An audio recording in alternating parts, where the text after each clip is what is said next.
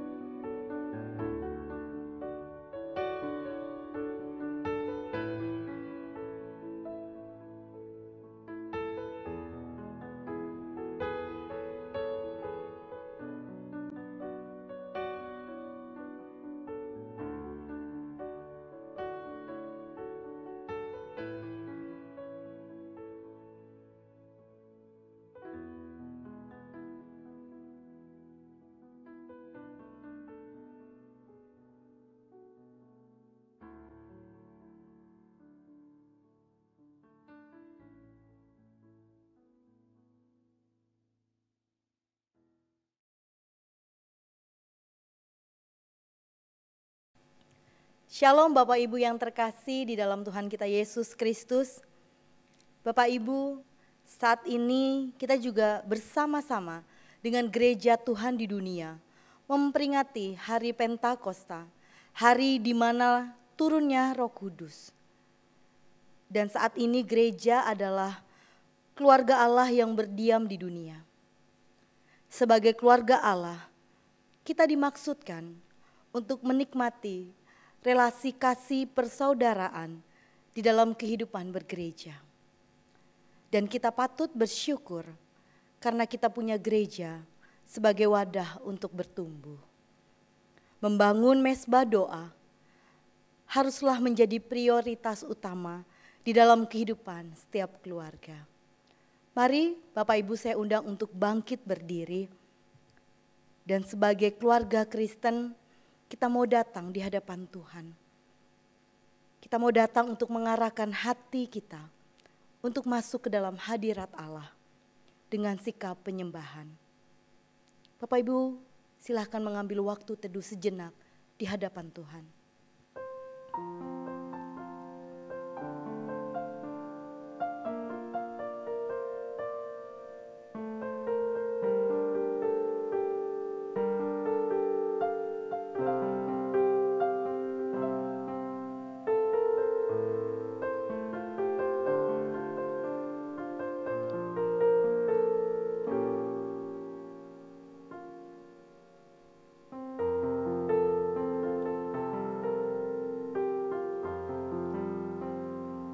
Ibadah pada hari ini didasari dengan keyakinan bahwa pertolongan kita adalah di dalam nama Tuhan yang menjadikan langit dan bumi dan yang tiada pernah meninggalkan hasil ciptaan tangannya.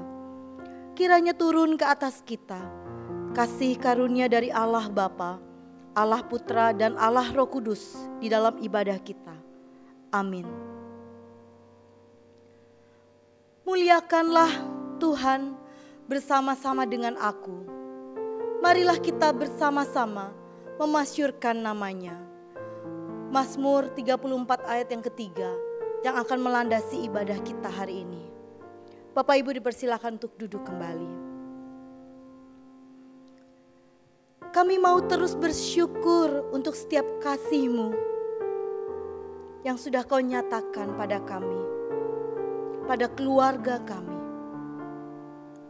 Bukti kasih-Mu nyata buat setiap kami. Sejak dulu, sekarang, bahkan sampai selama-lamanya. Hanya Engkau Tuhan yang layak ditinggikan.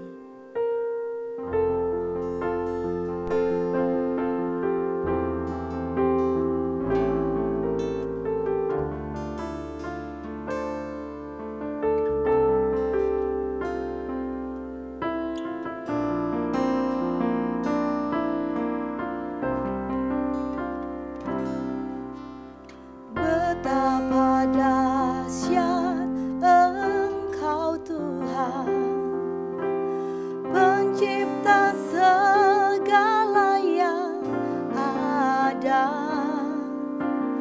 dulu, sekarang, sampai selamanya.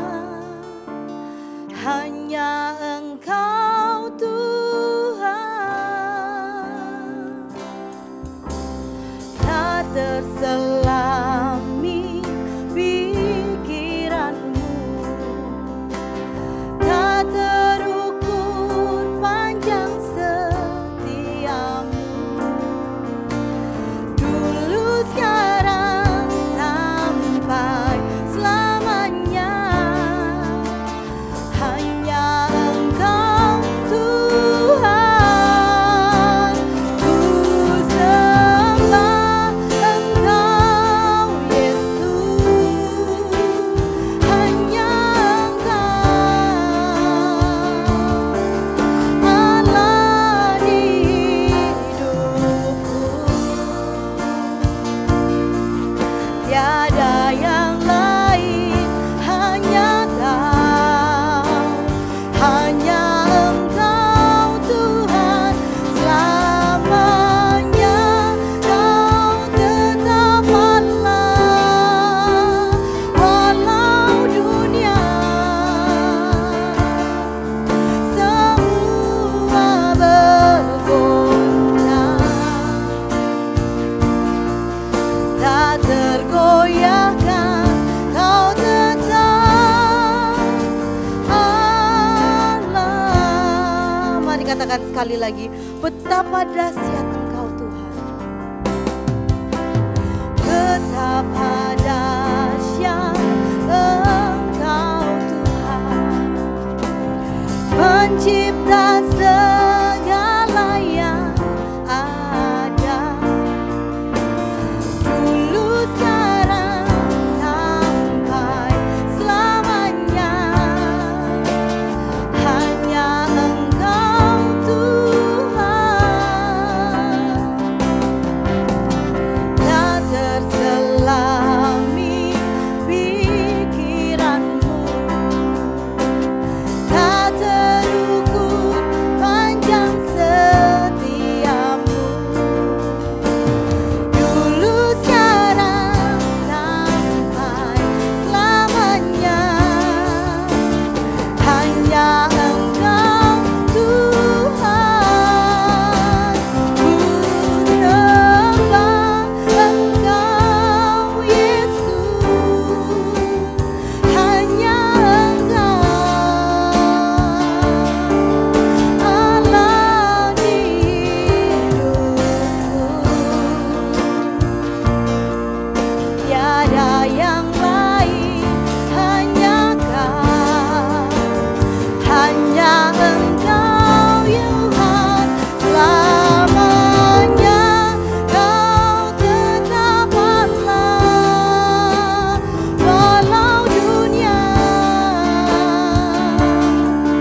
semua bergoncang,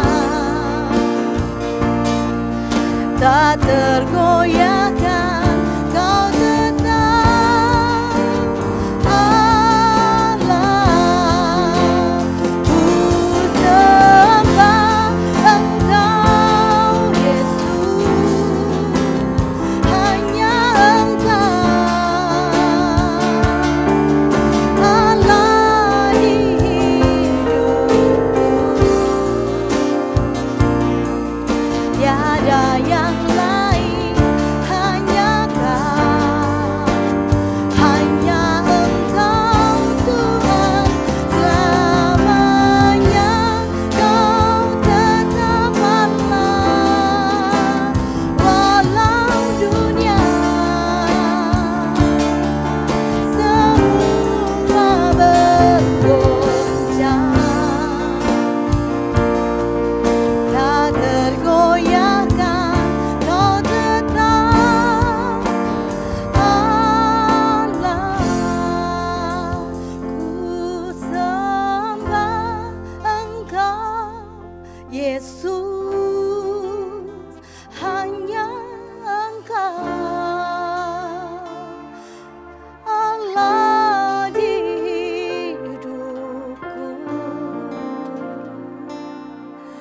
tiada yang lain, hanya Kau, hanya Engkau Tuhan selamanya. Kau tetap Allah, walau dunia semua bergoncang, tak tergoyahkan. Kau tetap Allah.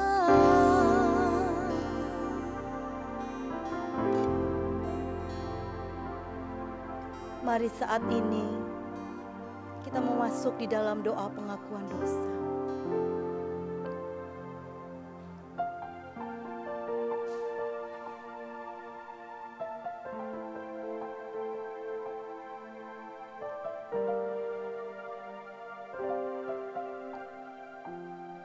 Ya Tuhan, ketika di dalam penyesalan kami, di dalam kesesakan kami, Engkau selalu hadir untuk menghampiri kami. Kami yang penuh dengan dosa, kami yang hancur luluh, Tuhan tolonglah. Engkau yang mampu menyembuhkan kami dari kelemahan kami, yaitu dosa yang selalu kami dapati. Dosa yang selalu senang kami lakukan. Bahkan dosa itu yang menjauhkan kami dari Engkau. Ampuni kami Tuhan. Tolonglah kami ya Tuhan, agar kami Tuhan pulihkan, sehingga kami tidak bermain-main dengan dosa kesenangan kami ini. Tuhan jauhkan, Tuhan bebaskan kami, layakkan kami untuk bisa merendahkan diri dan selalu mengakui segala dosa-dosa kami. Inilah doa permohonan kami yang hanya kami alaskan di dalam nama Tuhan kami Yesus Kristus. Amin. Berbahagialah setiap kita yang telah diberikan anugerah pengampunan kepada kita, sebab Ia telah melepaskan kita dari kuasa kegelapan dan memindahkan kita ke dalam kerajaan Anak-Nya yang kekasih. Di dalam Dia kita memiliki penebusan kita, yaitu pengampunan dosa. Demikianlah firman Tuhan di dalam Kolose 1 ayat 13 sampai dengan 14. Berdasarkan isi perkataan Allah di dalam firman-Nya, maka setiap kita telah diampuni akan dosa-dosanya. Syukur kepada Allah.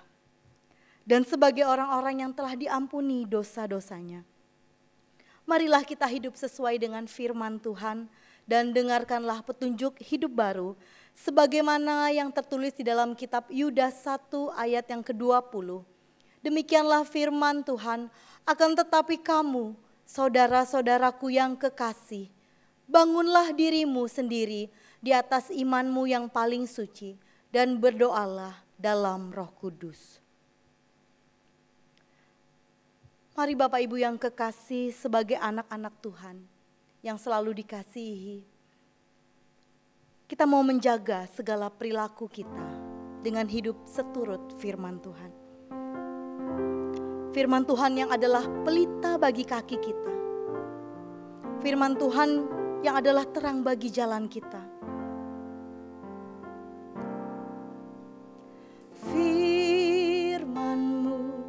Pelita bagi kakiku, terang bagi jalanku. Firman-Mu pelita bagi kakiku, terang bagi jalanku.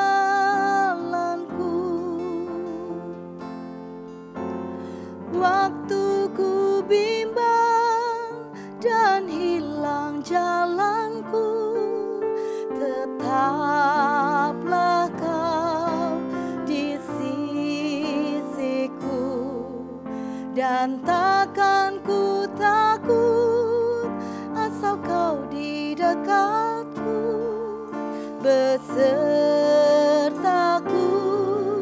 selamanya.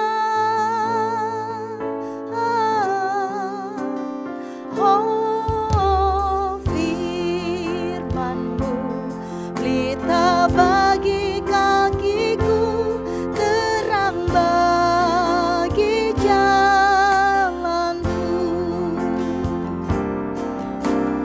Firman-Mu pelita bagi kakiku, terang bagi jalanku.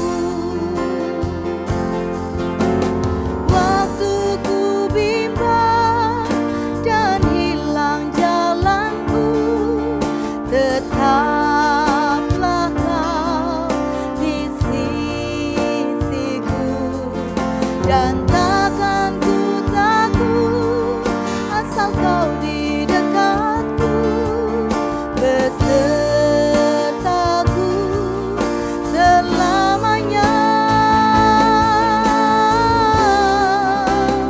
Oh, firman-Mu pelita bagi kakiku, terang bagi jalanku.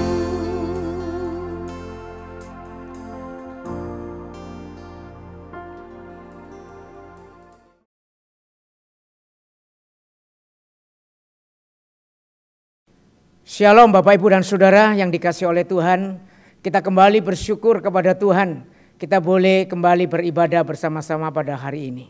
Dalam ibadah kita hari ini, kita bersama dengan gereja Tuhan di seluruh dunia ini bersama-sama memperingati akan hari Pentakosta, di mana Roh Kudus dicurahkan kepada kita, setiap orang yang percaya kepada Kristus. Mari kita berdoa sebelum kita membaca dan merenungkan firman Tuhan. Mari kita masuk di dalam doa. Bapa kami yang di surga, saat ini ya Tuhan kami datang kepadamu. Kami sungguh bersyukur kepadamu ya Tuhan untuk anugerah-Mu yang Kau masih berikan kepada kami. Sehingga kami boleh kembali beribadah bersama-sama pada hari ini, meskipun untuk sementara ini kami harus beribadah di rumah kami masing-masing. Kami tetap terus memohon kehadiran-Mu ya Tuhan di tengah-tengah ibadah kami, dan terlebih lagi Tuhan, ketika kami akan membaca dan merenungkan firman-Mu, kiranya Engkau juga memberkati Tuhan. Secara khusus Roh-Mu yang kudus, kiranya boleh terus memimpin kami, memberikan kepada kami pengertian, sehingga firman yang kami baca dan renungkan bersama-sama boleh kami mengerti dengan jelas, dan itu boleh menguatkan iman kami untuk meneguhkan kembali Tuhan iman kami dan bagaimana kami harus hidup semakin berkenan di hadapan Tuhan. Pakai hamba-Mu yang akan menjelaskan akan kebenaran firman Tuhan pada hari ini. Di dalam nama Tuhan kami Yesus Kristus, kami sudah berdoa dan mengucap syukur kepadamu. Amin. Bapak, Ibu dan Saudara yang dikasihi oleh Tuhan, di dalam kita hidup di dalam dunia yang berdosa ini, tentunya kita tidak selalu terbebas dari yang namanya krisis ataupun masalah. Masalah bisa datang dalam kehidupan kita, di dalam berbagai area kehidupan kita. Bisa dalam pekerjaan kita, baik itu juga di dalam hubungan kita dengan sesama kita. Dan terlebih lagi tentunya tidak terhindarkan, juga krisis dan persoalan itu juga bisa hadir di tengah-tengah kehidupan keluarga kita. Oleh karena itu Bapak Ibu dan Saudara dikasihi oleh Tuhan, kita harus menyadari satu hal, bahwa keluarga Kristen yang ada di tengah-tengah dunia ini, ketika mereka mengalami sebuah proses seumur hidup untuk membangun kehidupan keluarga mereka, tidak terluput dari yang namanya krisis dan masalah. Keluarga Kristen tidak kebal terhadap krisis dan masalah dalam kehidupan mereka. Bukankah kita melihat dalam keluarga Kristen juga masih banyak sering sekali terjadi kekerasan di rumah tangga mereka. Dalam keluarga Kristen kita juga melihat banyak terjadi di sana konflik yang tidak kunjung selesai. Dan kita juga melihat juga di dalam keluarga Kristen pun tidak terluput dari yang namanya akhirnya terjadilah kasih yang mulai hambar. Dan pada ujungnya kita juga melihat banyak keluarga Kristen yang akhirnya berujung dengan perceraian. Bapak Ibu dan Saudara dikasihi oleh Tuhan, di tengah-tengah situasi yang seperti ini, kita sebagai anak-anak Tuhan, sebagai orang-orang yang percaya kepada Kristus, tetap masih memiliki harapan. Kita bukan berarti kehilangan harapan sama sekali. Kita masih ada harapan. Untuk apa? Membangun sebuah keluarga yang kuat, keluarga yang kokoh, dan keluarga yang diberkati oleh Tuhan. Karena apa Bapak Ibu? Karena kita diberikan oleh Tuhan Roh-Nya yang kudus untuk menyertai kita. Roh Kudus diutus oleh Kristus untuk menyertai, untuk menolong dan memimpin kehidupan kita. Sebagaimana diucapkan oleh Tuhan Yesus sebelum dia naik ke surga. Dalam Yohanes 14 ayat yang ke-16. Ketika dia berpesan kepada para muridnya. Memberikan janji bahwa Kristus akan minta kepada Bapa untuk mengutus Roh Kudus. Yaitu seorang penolong yang lain. Yaitu Roh Kudus untuk menyertai mereka sampai selama-lamanya. Bapak Ibu dan Saudara dikasihi oleh Tuhan. Oleh karena itu di dalam kesempatan dalam ibadah kita pada hari ini. Kita akan bersama-sama mengangkat satu tema. Yaitu keluarga yang dipimpin oleh Roh Kudus. Mari kita membaca bagian firman Tuhan yang menjadi bagian bacaan firman Tuhan pada hari ini. Yaitu dari Efesus 5 ayat yang ke-15 sampai ayat yang ke-21. Demikian firman Tuhan. Karena itu perhatikanlah dengan seksama bagaimana kamu hidup. Janganlah seperti orang bebal, tetapi seperti orang arif. Dan pergunakanlah waktu yang ada, karena hari-hari ini adalah jahat. Sebab itu janganlah kamu bodoh, tetapi usahakanlah supaya kamu mengerti kehendak Tuhan. Dan janganlah kamu mabuk oleh anggur, karena anggur menimbulkan hawa nafsu. Tetapi hendaklah kamu penuh dengan Roh. Dan berkata-katalah seorang kepada yang lain dalam mazmur, kidung puji-pujian dan nyanyian rohani. Bernyanyilah dan bersoraklah bagi Tuhan dengan segenap hati. Ucaplah syukur senantiasa atas segala sesuatu dalam nama Tuhan kita Yesus Kristus kepada Allah dan Bapa kita. Dan rendahkanlah dirimu seorang kepada yang lain di dalam takut akan Kristus. Berbahagialah setiap kita yang membaca, yang merenungkan, terlebih lagi yang melakukan firman dalam kehidupannya hari lepas hari. Amin. Bapak Ibu dan Saudara dikasih oleh Tuhan, bagian daripada firman Tuhan yang baru saja kita baca ini merupakan satu perikop di mana Paulus memberikan nasihat kepada jemaat di Efesus, yaitu orang-orang yang percaya kepada Kristus. Untuk diberikan nasihat, Paulus memberikan nasihat kepada mereka supaya bagaimana mereka bisa menjalani hidup mereka, yaitu hidup sebagai anak-anak terang. Hidup mereka adalah seharusnya hidup di dalam terang. Oleh karena itu kalau kita melihat di dalam ayat yang ke-15, di situ dimulai dengan sebuah kata sambung, yaitu karena itu. Di mana kata sambung karena itu di sini bukan hanya sekedar menunjukkan bahwa Paulus masuk ke dalam sebuah pemikiran, sebuah pokok yang baru. Bukan hanya sekedar itu. Tapi bagian firman Tuhan ini dengan kata sambung karena itu juga menunjuk dalam kaitannya dengan ayat-ayat sebelumnya. Di mana Paulus berkata secara khusus di dalam pasal 5 ayat 8 dan 10.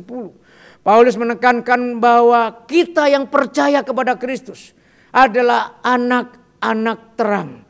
Oleh karena itu kita harus hidup di dalam terang sebagai orang-orang percaya kepada Kristus. Bukan hidup di dalam kegelapan. Yang menunjuk kepada orang-orang yang belum percaya kepada Kristus. Nah dalam bagian firman Tuhan ini Paulus menjelaskan, memberikan sebuah nasihat saudara-saudara.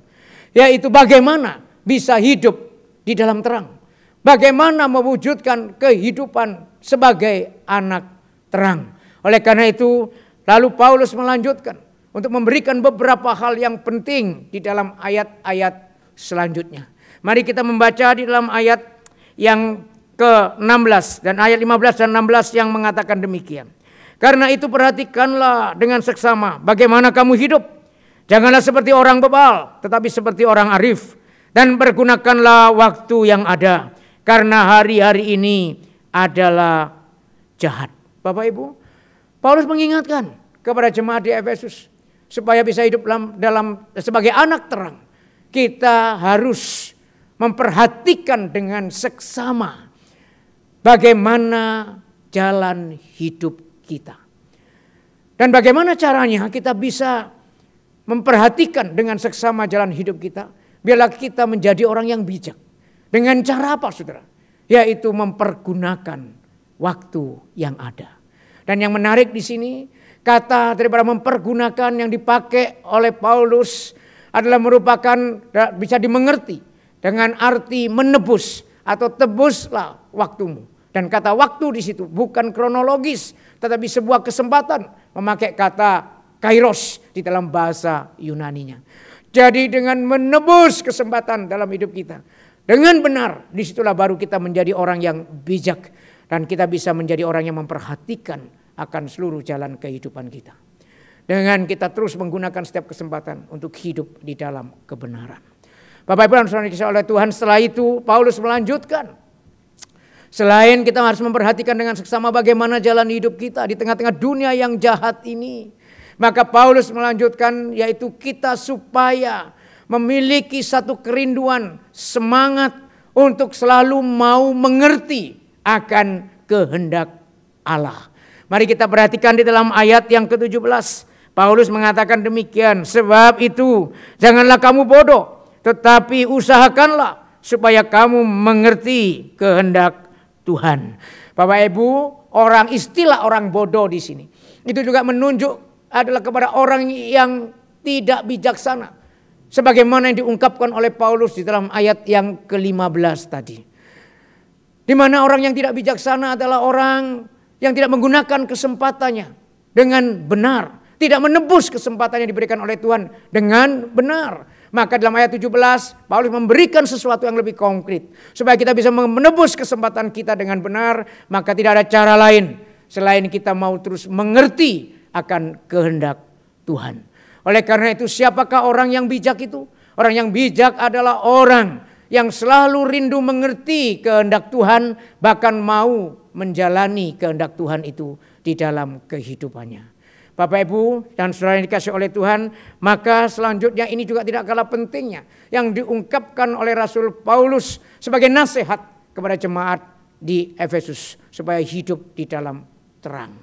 Yaitu hendaknya mereka juga terus dipenuhi oleh Roh Kudus. Dalam ayat yang ke-18 Paulus menyatakan demikian. Dan janganlah kamu mabuk oleh anggur, karena anggur menimbulkan hawa nafsu. Tetapi hendaklah kamu penuh dengan roh. Bapak Ibu, istilah di sini penuh dengan roh. Itu sebetulnya lebih baik diterjemahkan, hendaklah kamu terus-menerus penuh dengan roh. Atau lebih tepatnya lagi, hendaknya kamu terus-menerus dipenuhi oleh roh. Setelah jadi dipenuhi oleh roh bukan sesuatu yang bersifat sesaat, tapi sesuatu yang terus-menerus. Apa artinya dipenuhi oleh Roh Kudus? Artinya adalah bahwa kita membiarkan akan Roh Kudus itu untuk terus memimpin dan menguasai hidup kita. Supaya kita boleh terus semakin diubahkan untuk menjadi semakin serupa dengan Kristus. Itulah dimaksud di sini, dipenuhi terus menerus dengan atau oleh Roh Kudus. Dan dibandingkan dengan perintah yang bersifat negatif, nasihat yang bersifat negatif daripada Paulus dalam ayat 18. Jangan kamu mabuk oleh anggur.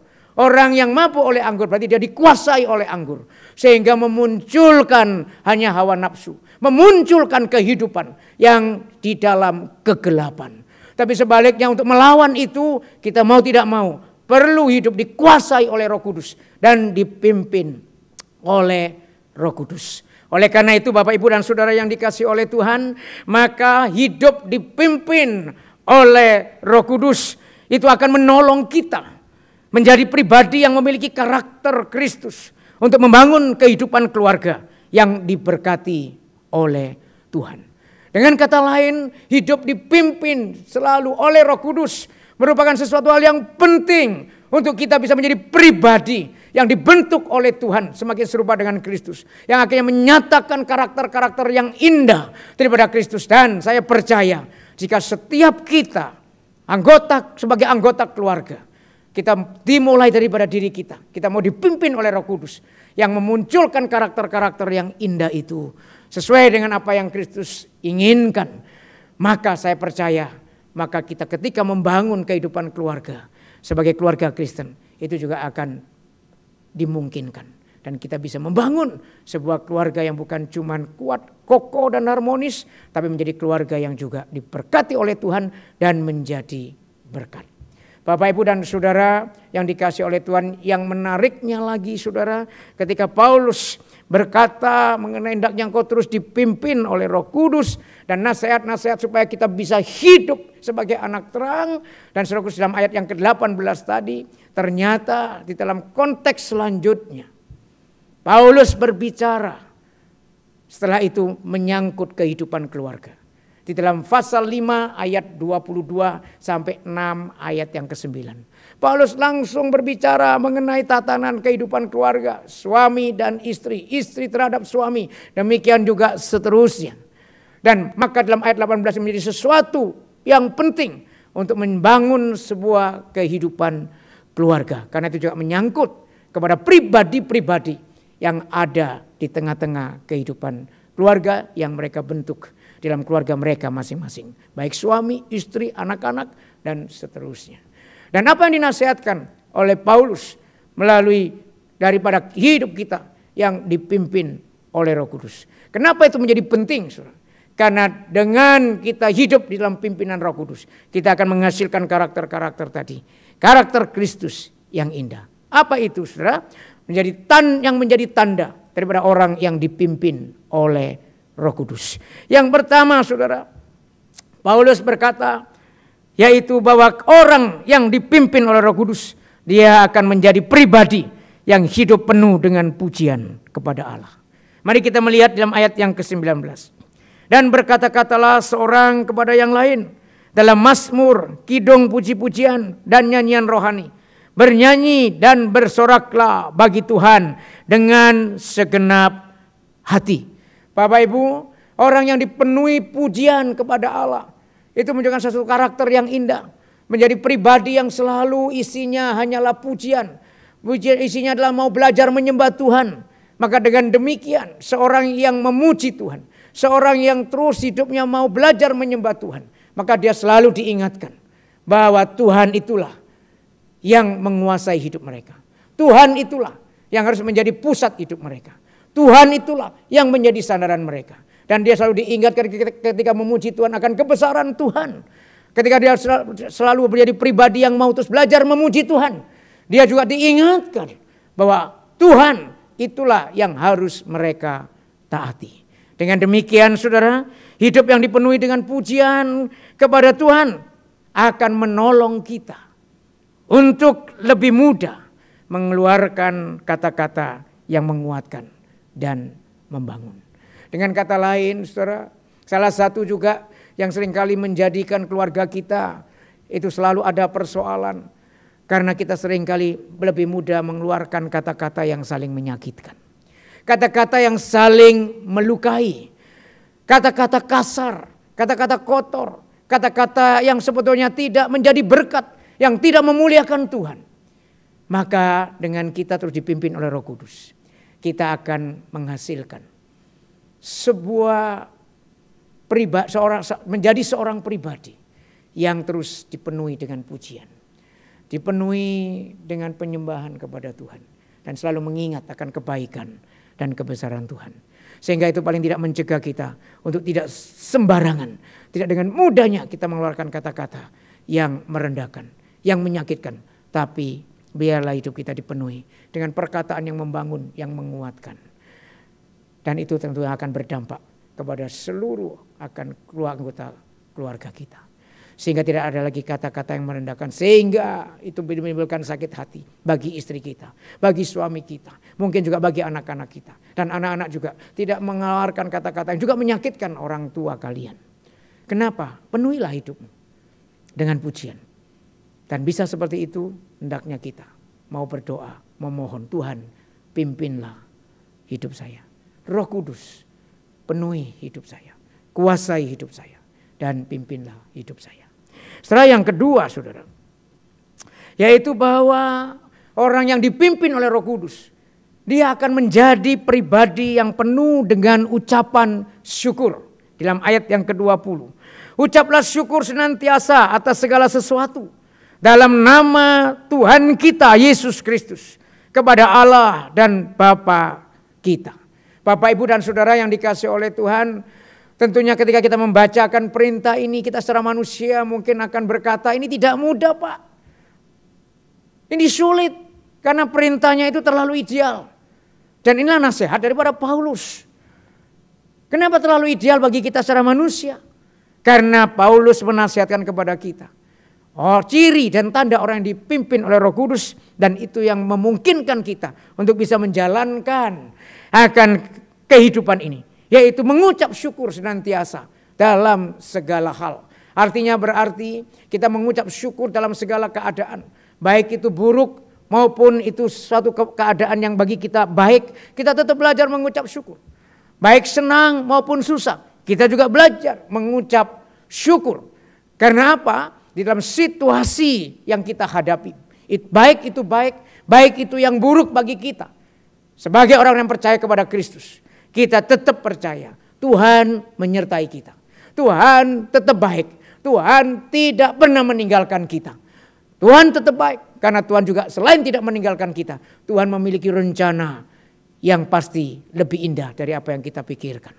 Dan yang terindah dan yang terbaik bukankah Tuhan sudah berikan kepada kita sebagai orang yang percaya kepada Tuhan Yesus, yaitu hidup yang kekal, yaitu hidup yang memberikan keselamatan kepada kita, keselamatan yang kekal, di mana dosa kita diampuni, dosa kita sudah diselesaikan oleh Tuhan Yesus ketika dia mati di atas kayu salib. Dan kita juga sudah dibebaskan dari menjadi ketakutan kita yang paling mengerikan, yaitu kita juga dimenangkan dari kuasa kematian, bahkan kematian yang kekal. Bukankah ini sesuatu hal yang terbaik yang tidak bisa diberikan oleh siapapun yang ada di dalam dunia ini? Maka kita yang percaya kepada Kristus, seharusnya kita mau terus belajar untuk menjadi pribadi yang dipenuhi dengan ucapan syukur. Sebagaimana ayat 20 tadi yang dikatakan demikian oleh Paulus. Hendaknya engkau mengucap syukur, ucaplah syukur senantiasa dalam segala sesuatu di dalam nama Tuhan Yesus. Jadi ucapan syukur ini bukan karena keadaannya yang kita cuma sekedar mengucap syukur yang kita alami. Kita ketika mengucap syukur bukan karena keburukan situasi yang kita alami. Tetapi yang kita ucapkan syukur adalah dalam situasi yang buruk, saya masih bisa mengucap syukur di dalam nama Tuhan Yesus. Karena apa? Dalam nama Tuhan Yesus itulah kita mempunyai keyakinan bahwa kita masih disertai oleh Tuhan. Tuhan tidak meninggalkan kita. Bapak, Ibu dan Saudara yang dikasihi oleh Tuhan, memang tidak mudah kita untuk belajar mengucap syukur di tengah-tengah situasi ketika kita masih hidup di tengah dunia ini. Tidak mudah ketika kita mau mengucap syukur, apalagi ketika situasi itu memang situasi yang buruk yang kita sedang alami. Tapi bukan berarti bagi orang yang percaya itu sesuatu yang tidak mungkin. Kita dimungkinkan karena Roh Kudus itu yang memberikan kekuatan dan memimpin akan hidup kita. Maka ketika kita menjadi pribadi yang selalu belajar mengucap syukur, maka kita akan menjadi pribadi yang selalu mengingat tadi bahwa dalam setiap situasi ada kebaikan Tuhan. Maka kita sebagai satu anggota keluarga, baik suami, baik istri, baik anak-anak, ketika kita mulai kecewa terhadap istri kita juga masih belajar melihat ada hal-hal yang positif, ada hal-hal yang baik dari pasangan kita, dari anak-anak kita. Juga ada yang baik. Karena orang belajar mengucap syukur selalu melihat bukan hanya sisi negatif. Orang yang belajar mengucap syukur melihat di tengah-tengah hal yang negatif itu masih ada sisi-sisi positif yang kita bisa syukuri. Bapak, Ibu dan Saudara dikasihi oleh Tuhan, bukan berarti lalu kita juga mensyukuri kalau kita berdosa. Bukan dibalik ketika kita berdosa, tetap ada sisi-sisi yang kita bisa pelajari. Oleh karena apa? Karena di situ ada hikmat, mungkin kita sedang ditegur. Melalui dosa yang kita sedang lakukan, melalui kesulitan yang kita, ya Tuhan nyatakan dalam hidup kita. Mungkin Tuhan sedang menggarap sesuatu yang lebih baik. Yaitu membuat kita bertobat. Membuat kita supaya kembali kepadanya. Saudara yang dikasihi oleh Tuhan, mari kita terus belajar. Untuk melihat ada kebaikan Tuhan. Dan itu mendorong kita untuk selalu mengucap syukur. Dan dengan kebaikan Tuhan itu, lihatlah pasanganmu, lihatlah anakmu. Itu sebagai berkat daripada Tuhan. Tuhan juga sedang membentuk kita bersama-sama menjadi satu pribadi yang semakin serupa dengan Kristus. Oleh karena itu Bapak Ibu dan Saudara dikasihi oleh Tuhan, hidup maka yang dipenuhi oleh ucapan syukur. Pribadi yang hidupnya dipenuhi oleh ucapan syukur, itu akan ditolong oleh Tuhan. Untuk apa? Menjadi pribadi yang tidak mudah justru dipenuhi oleh keluhan dan kritikan. Maka di sini kata-kata tadi yang menyakitkan itu tidak akan mudah muncul dari kita. Kata-kata yang merendahkan daripada anggota keluarga kita itu juga tidak mudah muncul di dalam kehidupan kita. Kenapa? Karena justru yang lebih menguasai kita adalah kita selalu melihat akan kebaikan Tuhan. Kita mau mengucap syukur kepada Tuhan di dalam segala sesuatu di dalam Tuhan Yesus Kristus. Maka saudara, yang terakhir yang Paulus katakan sebagai tanda daripada orang yang dipimpin oleh Roh Kudus itu adalah apa? Yaitu hidup dengan kerendahan hati. Menjadi pribadi yang hidupnya dipenuhi dengan kerendahan hati. Di dalam ayat yang ke-21. Yang menyatakan demikian. Rendahkanlah dirimu seorang kepada yang lain. Di dalam takut akan Kristus. Bapak Ibu dan Saudara dikasihi oleh Tuhan.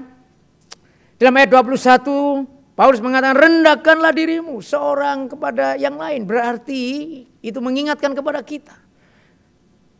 Bahwa setiap kita yang dipimpin oleh Roh Kudus, maka kita akan menjadi pribadi yang juga saling untuk belajar rendah hati. Wah, ini betapa indahnya kalau ini semua terjadi di dalam pribadi-pribadi, di dalam anggota keluarga kita. Memang dalam ayat yang ke-21, ini juga Paulus terapkan juga di dalam persekutuan antara orang percaya. Supaya ada hati yang saling untuk merendahkan hati mereka satu dengan yang lainnya. Di dalam kehidupan jemaat. Tetapi jangan lupa, tadi saya juga mengatakan konteks selanjutnya. Mengapa Paulus selalu berbicara mengenai tatanan kehidupan keluarga. Maka ini juga berarti bisa diterapkan di dalam kehidupan keluarga. Yaitu kita sebagai suami. Mungkin ada saudara yang sebagai istri. Saudara yang sebagai anak. Dan kita yang sebagai orang tua. Ketika dipenuhi dengan hati yang seperti ini. Yaitu hati yang penuh dengan kerendahan hati yang seperti itu. Maka kita akan menjadi pribadi yang memiliki hati yang lembut. Pribadi yang tidak hanya memikirkan diri sendiri. Bapak Ibu dan Saudara dikasihi oleh Tuhan, apakah menjadi persoalan, salah satu persoalan yang terbesar dalam kehidupan kita. Di dalam relasi kita dengan sesama. Dan secara khusus juga tentunya di dalam kehidupan keluarga. Yaitu keegoisan. Bapak Ibu dan Saudara dikasihi oleh Tuhan, keegoisan itulah yang menjadi salah satu penyebab terbesar daripada persoalan-persoalan yang muncul secara khusus tentunya juga dalam kehidupan keluarga. Kenapa saudara? Karena orang yang egois dia hanya memikirkan dirinya sendiri. Orang yang egois dia hanya mau dihargai daripada aku menghargai orang lain. Seorang yang egois dia hanya mau diperhatikan daripada saya memperhatikan orang lain. Seorang yang egois itu hanya mau dipahami daripada memahami orang lain.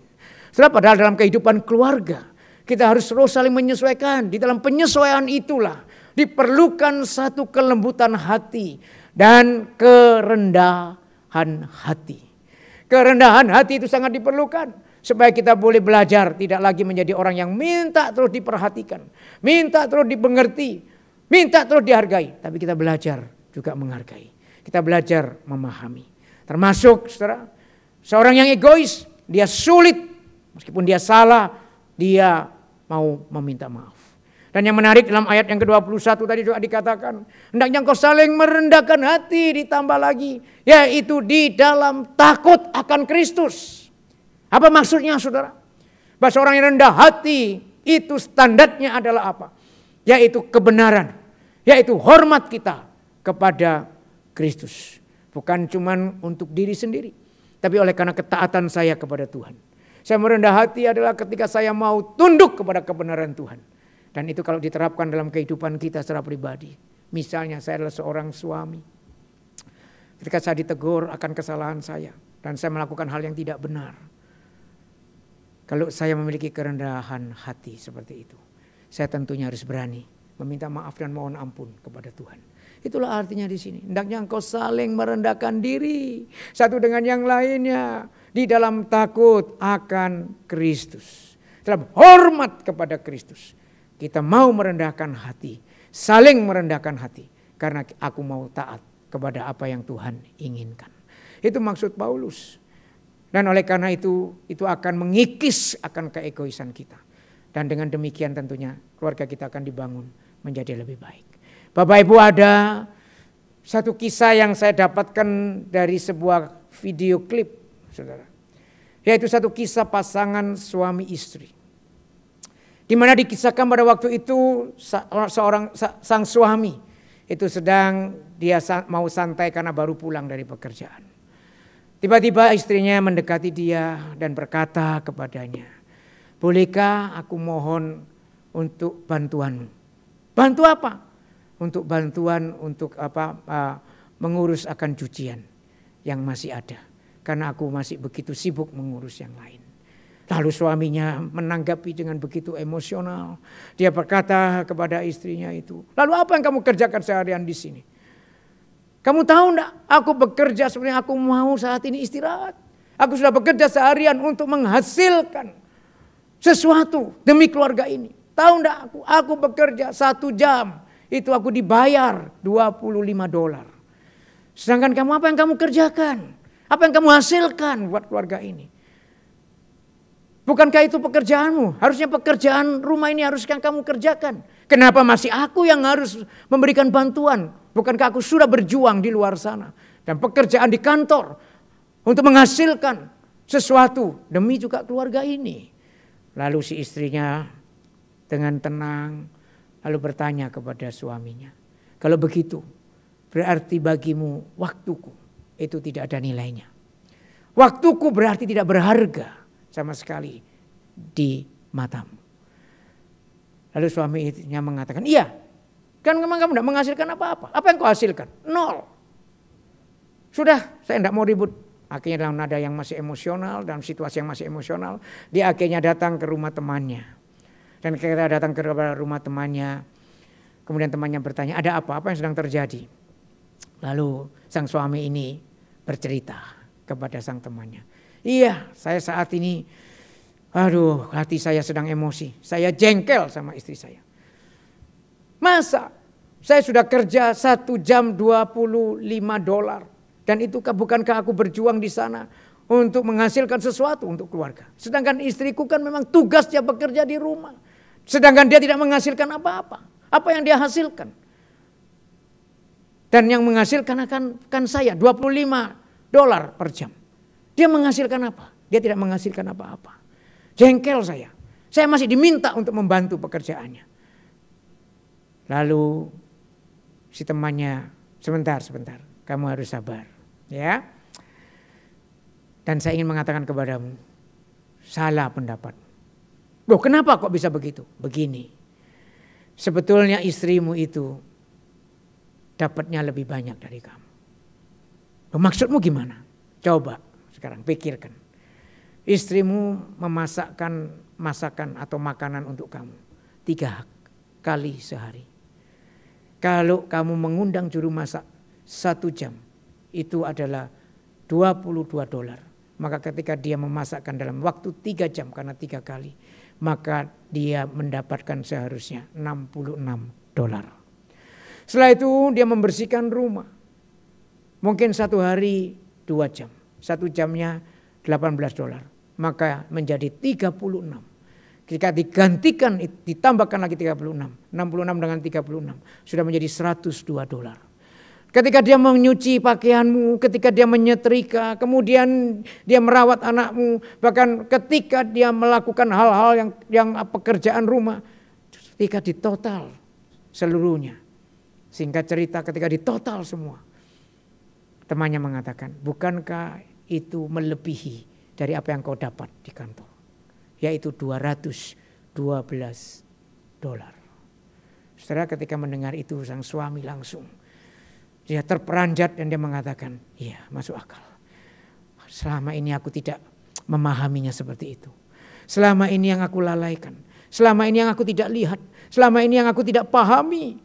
Ternyata waktu yang diberikan istriku untuk membersihkan rumah, melakukan pekerjaan rumah yang dia lakukan, itu sama berharganya dengan apa yang aku lakukan di kantor. Bahkan lebih bernilai. Kemudian dia cepat-cepat, dia akhirnya pulang lagi ke rumah. Kemudian dia mulai dengan rela membantu istrinya. Dia mulai melipat akan cucian. Dia lipat-lipat akan cucian yang sudah dilakukan oleh istrinya. Kemudian ketika istrinya melihat, istrinya juga terkejut. Loh, kenapa? Bukankah kamu harusnya istirahat? Bukankah kamu besok akan bekerja lagi? Istirahatlah, biarlah ini aku yang lakukan. Tapi langsung sang suami menghampiri istrinya. Lalu berkata kepada sang istri, istriku, aku minta maaf kepadamu ya. Aku selama ini salah. Aku menganggap akulah yang paling membawa hasil di rumah ini. Akulah yang seharusnya dihargai, tapi aku tidak menghargai apa yang menjadi jerih lelahmu. Padahal engkau melakukan semua pekerjaan rumah ini sama nilainya, sama berharganya dengan apa yang aku lakukan di kantor. Saya sadar sekarang, saya salah. Kamu begitu berharga. Apa yang kau lakukan begitu bernilai. Maka sekali lagi, maukah engkau memaafkan aku? Sang istri kemudian mengatakan kepada suaminya, ya, aku mau memaafkanmu. Bapak, Ibu dan Saudara dikasih oleh Tuhan, bukankah ini juga gambaran dari kehidupan kita? Yang bisa terjadi, kita seringkali juga melupakan hal-hal, kurang menghargai hal-hal yang sudah dilakukan oleh pasangan kita. Suami kurang menghargai apa yang dilakukan istri. Istri kurang menghargai apa yang dilakukan suami. Demikian juga anak-anak. Demikian juga sebaliknya anak-anak kurang menghargai akan orang tua kalian. Ini karena disebabkan oleh apa? Karena keegoisan tadi. Tapi kita bersyukur kepada Tuhan bahwa ini boleh kita ubah. Dan kita masih bisa berubah. Dan itu dimungkinkan. Oleh karena apa, saudara? Oleh karena Roh Kudus diberikan untuk saya dan saudara sebagai orang yang percaya. Untuk boleh memimpin kita. Untuk memenuhi hidup kita. Untuk menguasai hidup kita. Sehingga kita boleh mengeluarkan karakter Kristus yang indah. Yaitu kerendahan hati. Di mana ketika kita salah, kita mau meminta maaf. Ketika ada seseorang yang meminta maaf kepada kita dalam anggota keluarga kita, kita juga mau belajar untuk memaafkan mereka. Karena bukan lagi kita bicara cuma hanya saya, tapi juga kepada seluruh anggota akan keluarga kita. Kita sama-sama bertumbuh. Maka saya teringat perkataan daripada yang terucap di dalam buku Premarital Counseling yang ditulis oleh Bapak Pendeta Yakub Susabda. Bahwa Tuhan menciptakan pernikahan itu memiliki tujuan utama. Tujuannya adalah apa? Yaitu sebagai wadah untuk kita boleh bertumbuh bersama-sama semakin serupa kepada Kristus. Bertumbuh bersama-sama secara rohani.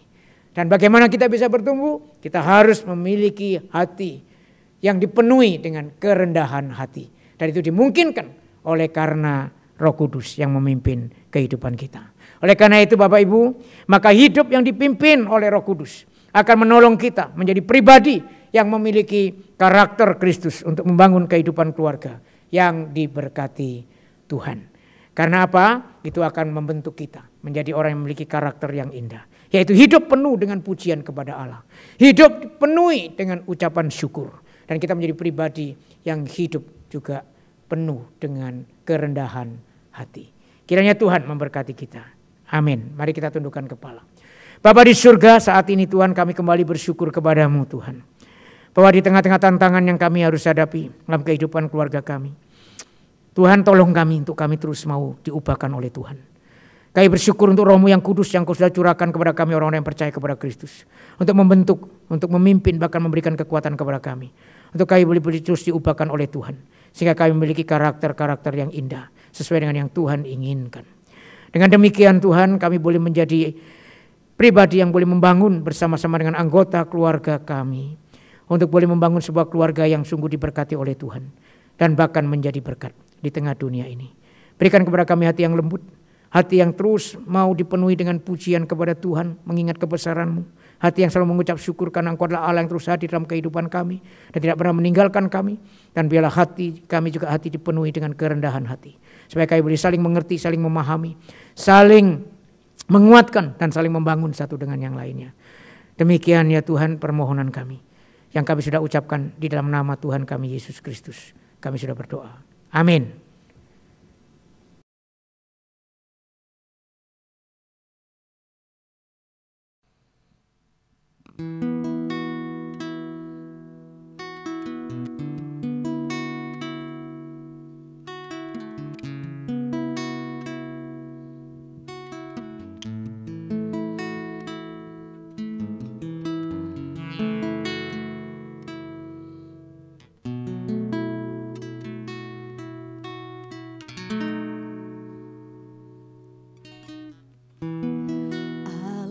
Roh Kudus,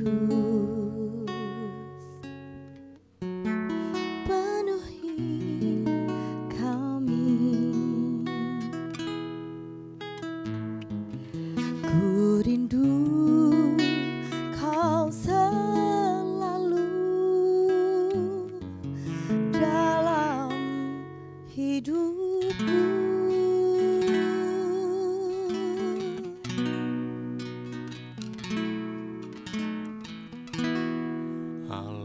Roh Kudus,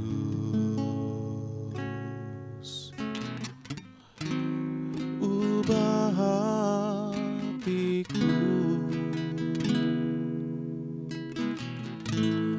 jalikanku, jamalah ku rindu hadirat-Mu. Ku sembah Kudus, Kudus, Kuduslah Tuhan, dan ku sanjung Kau mulia, mulia bagi-Mu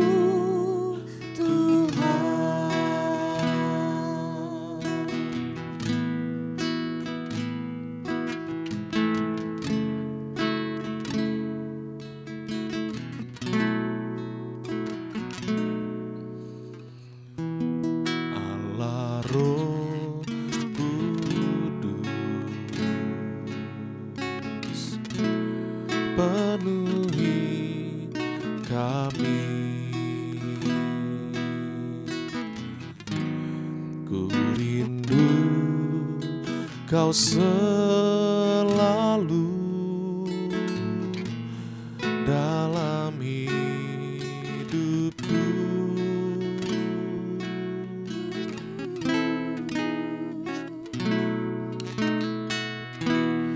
Allah Roh Kudus,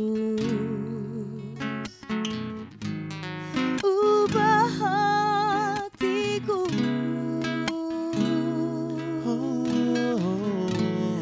jalikanku, jamahlah ku rindu hadirat-Mu.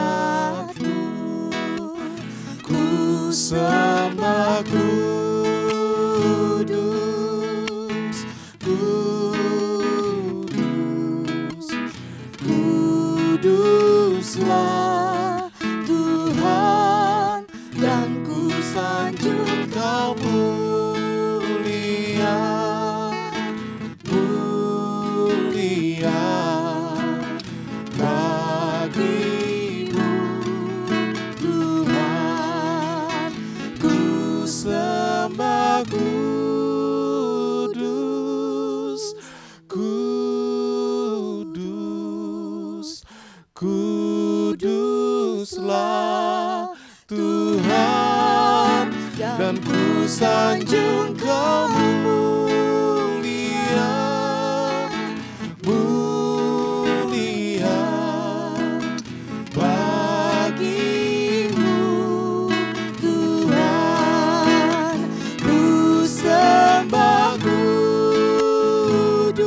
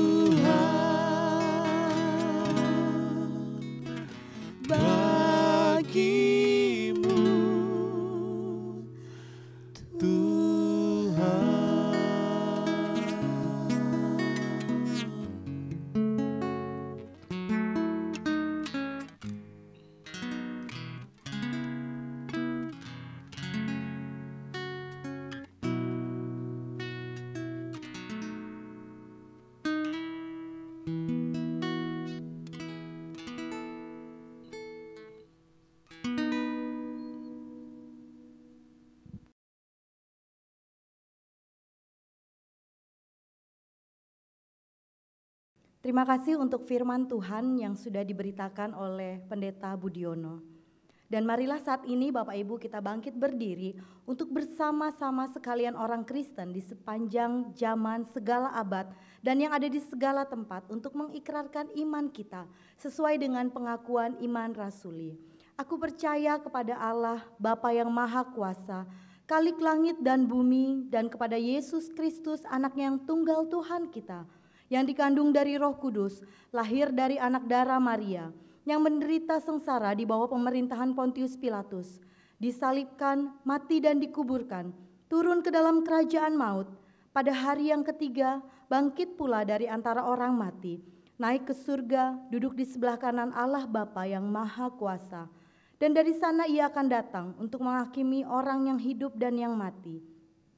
Aku percaya kepada Roh Kudus, gereja yang kudus dan am, persekutuan orang kudus, pengampunan dosa, kebangkitan tubuh, dan hidup yang kekal. Amin. Bapak Ibu dipersilakan untuk duduk kembali. Marilah saat ini kita akan memberikan persembahan. Bapak Ibu, saudara-saudari yang terkasih dapat memberikan persembahan melalui rekening gereja yang sudah tertera. Firman Tuhan yang sudah kita dengarkan tadi telah mengingatkan untuk kita hidup di dalam pimpinan Roh Kudus. Dan biar kiranya Roh Kudus itu yang dapat mengubah dan memenuhi kehidupan kita di sepanjang hari. Mari Bapak Ibu kita mau naikkan pujian, Api Roh Suci.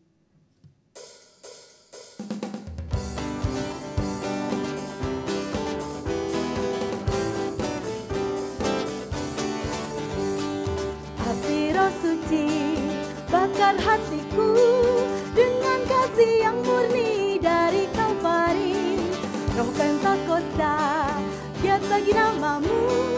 Api Roh Suci, bakar hatiku. Sekali lagi, api Roh Suci, bakar hatiku dengan kasih yang murni dari Kalvari. Roh Pentakosta, giat bagi namamu. Api Roh Suci, bakar hatiku. Api Roh Suci, bakar hatiku dengan kasih yang murni dari Kalvari. Roh Pentakosta, giat bagi namamu. Api Roh Suci, bakar hatiku. Api Roh Suci, bakar hatiku. Api Roh Suci, bakar hatiku. Mari Bapak Ibu yang terkasih kita masuk di dalam doa. Ya Tuhan Allah, Engkau adalah sumber dari segala yang baik dan indah di dalam kehidupan kami. Biar dengan penyertaan akan kasih dan Roh Kudus, kami boleh bertumbuh Tuhan di dalam naungan-Mu. Tolong kami ya Tuhan agar dapat selalu menghitung segala berkat-Mu. Sehingga jiwa dan mulut kami penuh dengan ucapan syukur dan hati kami tidak kehilangan alasan untuk khawatir lagi Tuhan. Ya Tuhan, kami percaya dengan kami memberi, kami juga akan menerima. Dan dengan kami mengasihi, kami juga akan dikasihi. Berkati persembahan ini ya Tuhan, untuk keperluan perluasan akan kerajaan-Mu, khususnya di gereja-Mu di tempat ini. Berkati juga untuk tangan-tangan yang sudah dipercaya untuk mengelolanya. Ya Tuhan, di masa-masa seperti ini, kiranya kami sebagai anak-anak-Mu bisa menjadi lebih baik lagi. Kami bisa menyediakan waktu terbaik untuk merenungkan dan melihat penyertaan Tuhan di dalam kehidupan kami. Ajar kami Tuhan, agar terus berpengharapan di dalam Engkau. Bentuklah kami ya Tuhan agar menjadi anak-anak Tuhan, keluarga-keluarga Kristen yang takut akan Engkau. Menjadi keluarga Kristen yang taat dan setia. Terutama di masa-masa pandemi seperti ini. Ajar kami menjadi anak-anak yang patuh terhadap semua peraturan pemerintah. Sehingga biarlah nama-Mu saja Tuhan yang selalu dipermuliakan. Ya Tuhan, saat ini kami berdoa untuk dampak akan COVID-19 ini terhadap perekonomian Indonesia dan kehidupan ekonomi masyarakat, terkhusus masyarakat Indonesia dan terkhusus lagi untuk anak-anak Tuhan. Biar kiranya tangan Tuhan saja yang selalu mengulurkan yang terbaik buat kami. Saat ini kami berdoa akan upaya pemerintah di dalam mencegah akan penyebaran virus corona, serta upaya menyembuhkan mereka yang sedang dirawat. Ya Tuhan, kami juga menyerahkan untuk para dokter, para perawat, tenaga medis dan seluruh staf, serta para pekerja yang sedang menangani pasien maupun di dalam pemerintahan, dimanapun mereka berada. Tuhan, kiranya Engkau yang campur tangan, Engkau yang menjaga mereka. Ya Tuhan, di dalam pengasihan-Mu saja, kami letakkan segala doa-doa kami ini.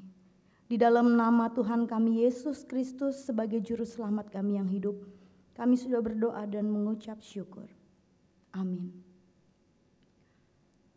Mari Bapak Ibu yang terkasih, kita kembalikan segala kemuliaan hanya bagi Tuhan. Dan untuk doksologi serta doa berkat akan disampaikan oleh Pendeta Budiono. Mari Bapak Ibu dan Saudara dikasih oleh Tuhan, kita menaikkan pujian doksologi untuk mengembalikan segala kemuliaan bagi Allah. Mari kita naikkan pujian ini. Puji Allah Bapa, Allah Putra dan Allah Roh Kudus. Doksologi.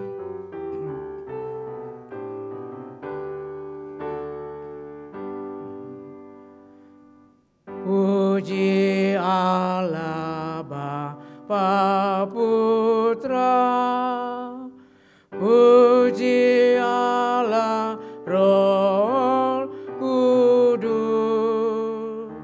ketiganya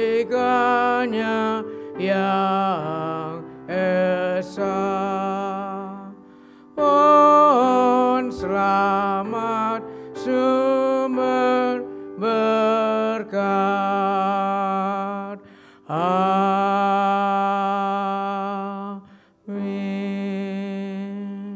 Bapak, Ibu dan Saudara yang dikasihi oleh Tuhan, sekarang arahkanlah hatimu kepada Allah dan terimalah berkat Tuhan.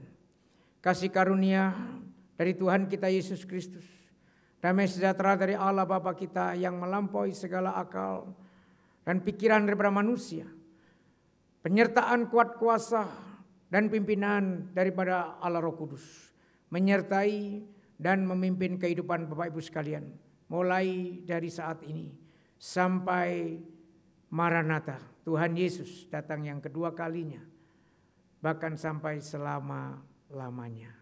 Amin. Amin.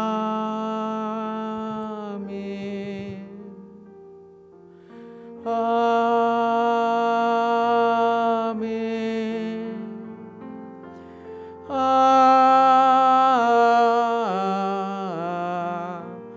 Amin.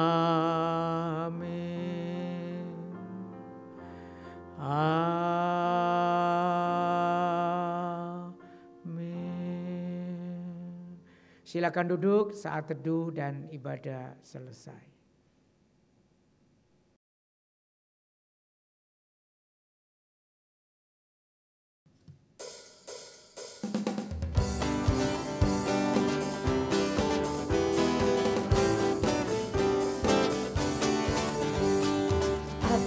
Suci, bakar hatiku dengan kasih yang murni dari Kalvari. Roh Pentakosta, giat bagi namamu, api